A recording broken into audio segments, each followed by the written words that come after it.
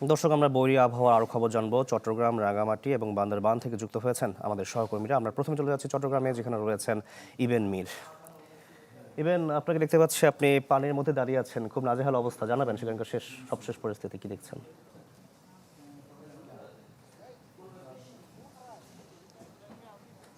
আমি আছি এই মুহূর্তে কালীপুর ইউনিয়ন, ৫ নম্বর কালীপুর ইউনিয়ন, পশ্চিম কোকদণ্ডি এলাকায়। সেই জায়গার আসলে চিত্র দেখতে পাচ্ছেন, যে মূল সড়ক অর্থাৎ গ্রামের যে সড়ক, সেই সড়কের অবস্থা এই পরিমাণ পানি, আসলে কোমর পরিমাণ পানি সেখানে।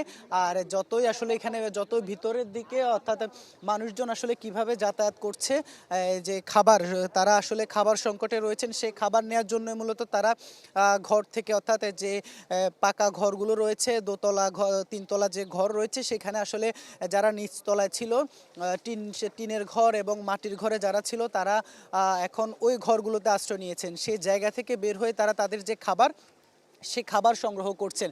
আমরা এখানে অনেকজন আছে যারা আসলে বলছেন যে তারা তাদের জীবদ্দশায় এই পরিমাণ পানি আসলে বাঁশখালীতে তারা দেখেননি। সেই জায়গায় আমরা তাদের কয়েকজনের মুখ থেকে একটু শুনবো আসলে এই পরিমাণ পানি আসলে ঠিক কখনো দেখেছেন কি না, এর পাশাপাশি এখন কি পরিস্থিতি আপনাদের এলাকার। না, এটা তো আমি না, শুধু আমার দাদার দাদাইও এই আমাদের জীবদ্দশায় তো দূরের কথা, আমার দাদার আমলও বা আমার দাদার দাদার আমলও এখানে এত ফানি হয় নাই, এত ফানি দেখে নাই, এত বৃষ্টি দেখে নাই। এটা এটা এটা কল্পনার বাইরে ফানি। ঠিক কখন থেকে আসলে পানি বাড়া শুরু করলো? আপনারা কখন আশ্রয় কেন্দ্রে বা বিভিন্ন ঘরে আশ্রয় নেওয়া শুরু করলেন? না, আমি আসলে আমার বাড়ি এখানে না, আমার বাড়ি হচ্ছে বাঁশখালী পুইচুড়ি ইউনিয়ন। আমি পুইচুড়ি থেকে, এখানে আমার শ্বশুর বাড়ি। তো আমি শুনলাম যে কালী শহর থেকে আসলাম, শুনলাম যে এখানে পানি একেবারে ঘর ভর্তি পানি। তো আমি ওদেরকে নিয়ে আসতে এখানে আসলাম। এখন এসে দেখলাম যে অবস্থা তো খুবই খারাপ। এখানে কোনো ধরনের সহায়তা বা কোনো কিছু পাচ্ছেন কিনা আপনারা? আপনার এই যে হাতের প্যাকেটগুলো, কোনো ত্রাণ সহায়তা পাচ্ছেন কিনা? এটা আমাদের জামাতের পক্ষ থেকে বাঁশখালী ১৬ আসনের এমপি অধ্যক্ষ জহিরুল ইসলামের পক্ষ থেকে এগুলা ফিরিয়ে দিল।